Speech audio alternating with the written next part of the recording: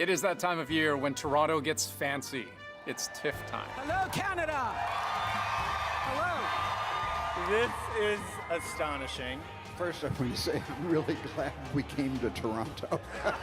It is one of the biggest and most prestigious international film festivals in the world, with a massive draw. But there's just one big problem. The Hollywood lights aren't expected to shine as bright this year at TIFF.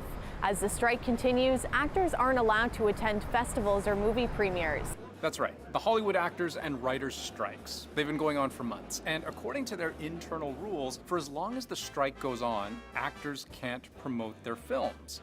No red carpets, no interviews, and no festivals like TIFF. TIFF is known to attract some of Hollywood's biggest stars, but this year don't expect quite the same level of glitz and glam on the red carpet. So that means there are serious constraints in terms of who can come and actually promote those films. But here's the thing.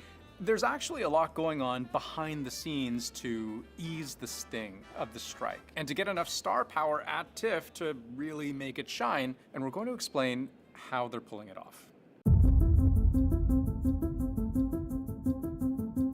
So let's start by understanding what they're up against. The rules from the union representing actors, SAG-AFTRA. As soon as the strike was announced, the restrictions were super clear. While on strike, members are prohibited from promotion of or publicity services for work under the TV/theatrical contracts, such as, among a long list, festivals. Members will not be able to attend premieres, do interviews for completed work, go to award shows, attend film festivals, or even promote projects on social media while the strike is in effect.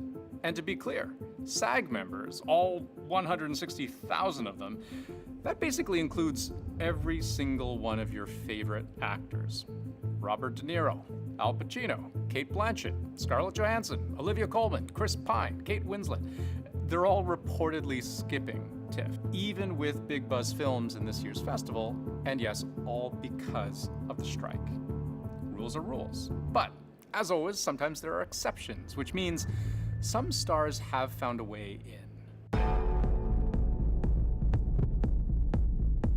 If you want to get star power to TIFF this year, directors are a good way to get it. Because if you are an actor who also happens to have taken on a director role, you get a pass. Technically, even though the directors are actors, they are allowed to do interviews and promote their films and do the red carpet and all of that, as long as they don't sort of trespass too much on their turf as actors. So we have Viggo Mortensen coming to town, Ethan Hawke, Anna Kendrick, Michael Keaton, so many big stars.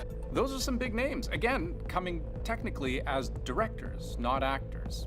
Ethan Hawke confirmed on Instagram this week that he's coming to Toronto to promote his new movie, Wildcat. But, I should point out, notice the t-shirts.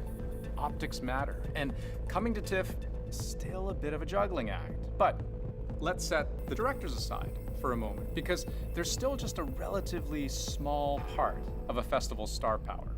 It's very expensive to bring a film to a festival and all the talent and the machinery associated with it. And if you're not going to get the wattage on the red carpet, that reduces the argument for doing a festival. And that is where loophole number 2 comes in. Since the SAG strike began in July, production companies have been applying for waivers, so the usual rules don't apply to them. The list? You can find it on the SAG website. It's in alphabetical order and everything. And if you scroll way down, almost at the bottom, you'll find Wildcat, Ethan Hawke's movie. Now, I mentioned how he can come as a director, but the great thing about getting a broader waiver on top of that is that the actual cast can attend too. Who gets a waiver? Typically low budget and independent films. You know, those outside the big studio system and who really depend on festivals like TIFF to gain steam and attention. It has long since been the gateway through which world cinema is channeled to try to reach a North American audience and a North American market. And don't get me wrong, those independent films can still have big stars, but if your stars can't help hype the film, maybe it just doesn't get noticed.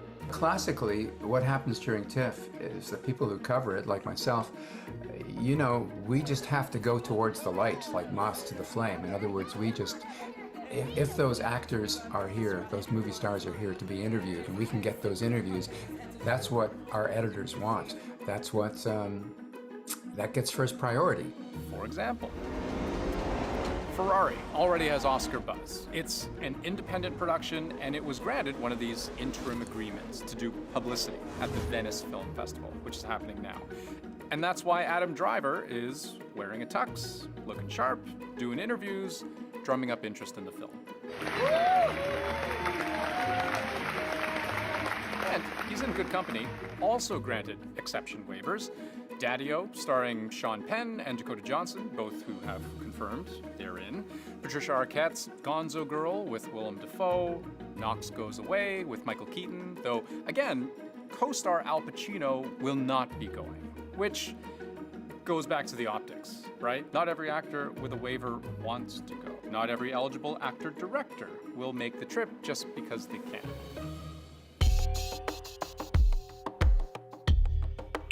I think it's a gray zone. I don't think anybody knows quite how it's going to work, and to some extent, it's kind of a judgment call, I think, on the part of the actors. Yes, even those stars who can attend may not. We saw this in Venice. So how long do we have to do this for?